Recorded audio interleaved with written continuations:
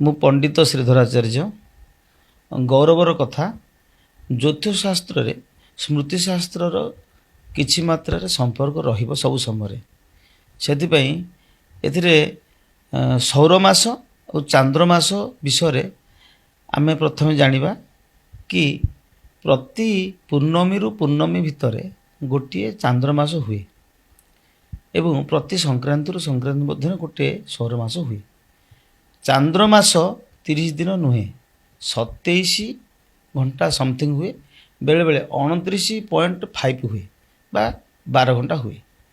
ତେଣୁ 59 ଦିନ ଶ୍ରାବଣ ମାସ ପଡ଼ିବା କିଛି ନୂଆ କଥା ନୁହେଁ, କାରଣ ପ୍ରତି ଚାନ୍ଦ୍ରମାସ 30 ଦିନ କେବେ ବି ହୁଏ ନାହିଁ। ଏହା ଆମେ ଇଂରାଜୀ କ୍ୟାଲେଣ୍ଡର ଅନୁସାରେ କହିଥାଉ। ଏଇଟା ପ୍ରଥମେ କ୍ଲାରିଫିକେସନ୍ ହେବା ଦରକାର ସମସ୍ତଙ୍କ ପାଖରେ।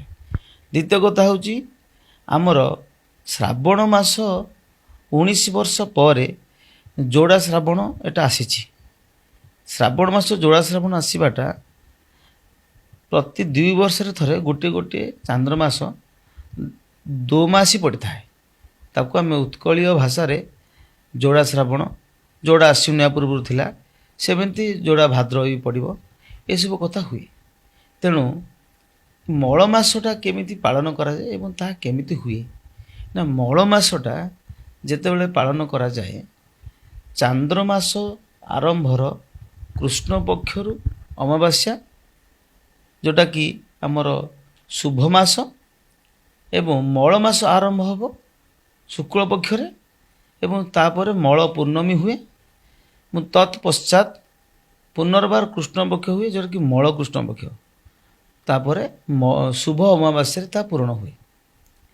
ଦେନ୍ ଆପଣଙ୍କର ମଳ ମାସ ପରେ ଶୁଭ ମାସର କୃଷ୍ଣ ପକ୍ଷ ପଡ଼ିବ 15 ଦିନ, ତତ୍ ପଶ୍ଚାତ ଚାନ୍ଦ୍ର ମାସର ପୂର୍ଣ୍ଣମୀ ଆସେ। ଆମେ ଆଜି ପ୍ରାକ୍ଟିକାଲ ଦେଖିବା କି ଶ୍ରାବଣ ମାସର ଯେଉଁ ଦୋମାସୀ କେମିତି କୃଷ୍ଣପକ୍ଷ ଶୁକ୍ଳପକ୍ଷ ମଳ ମାସର ଯେଉଁ ସମୀକରଣଟି କେମିତି ରହୁଛି ନା, 3 ତାରିଖ ଯେଉଁଟାକି ଗୁରୁ ପୂର୍ଣ୍ଣମୀ ବା ବ୍ୟାସ ପୂର୍ଣ୍ଣମୀ ବା ଆଷାଢ଼ ପୂର୍ଣ୍ଣମୀ, ଯେଉଁଟାକି ତା ପରଦିନ ଶ୍ରାବଣ ମାସ କୃଷ୍ଣପକ୍ଷ ପ୍ରତିପଦା 4 ତାରିଖରୁ ଆରମ୍ଭ ହେବ।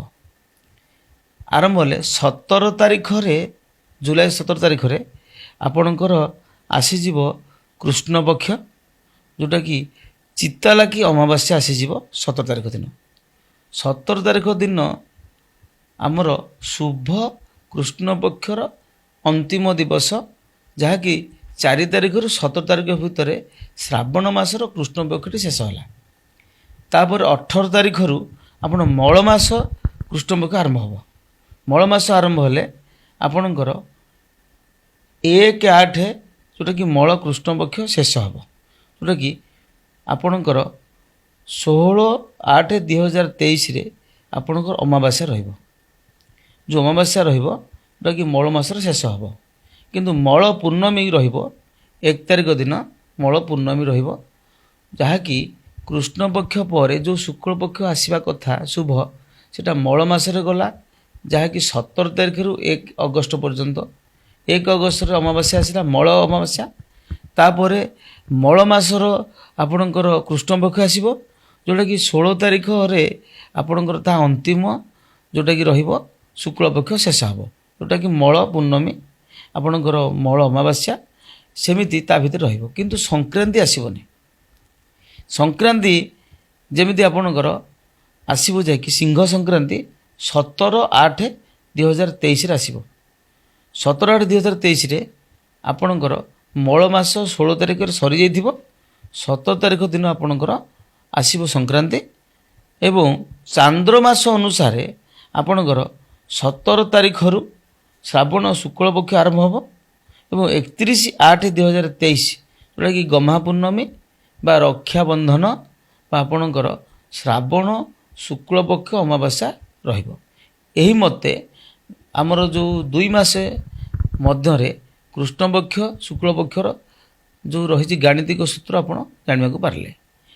ତେଣୁ ଏମିତି 2 ବର୍ଷରେ ଥରେ ଆସିବ, ଯାହାକି ଏ ବର୍ଷ ଆସିଛି। InDiesel by My Eco Energy Private Limited, India's only and first renewable diesel company. Comes with 18% GST, which gives GST customer a huge saving. Meets Indian Automotive Fuel Standard IS 1460 and European Standard EN 590. For fuel pump dealership or bulk orders, contact us today.